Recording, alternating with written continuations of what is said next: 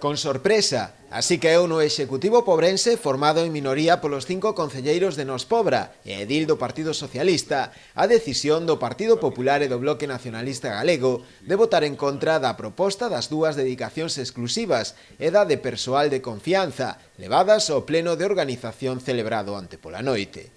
O malestar no seo do Executivo é manifesto, xa que a negativa impide, segundo eles, a gobernabilidade do Concello. Estamos nunha situación onde o alcalde non ten dedicación exclusiva, onde non hai ningún concelleiro nin concelleira con dedicación exclusiva e onde non hai tampouco unha persoa de confianza no Concello que leve pois, os asuntos da alcaldía, non hai secretaría. Esta é a situación nas que nos puxo o Goberno da Pobra a oposición, o BNG e o Partido Popular. E creo que cando ti colles un cargo político e queres facer ben as cousas, o que non pode haber este tipo de comportamentos. Sobre todo cando antes, previamente a un pleno, tes a opción e a posibilidade de falar e de demostrar ou de decir o que che parece ben ou o que che parece mal. Por esta razón fan un chamamento ao diálogo, e tanto o Partido Popular como o Bloque Nacionalista Galego desbloqueen esta situación. É unha situación totalmente inédita,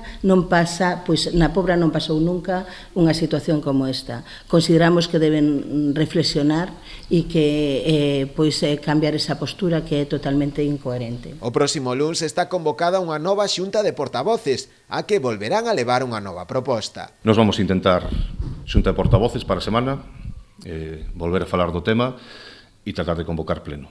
E a ver se conseguimos esa posibilidade de negociar o que sexa.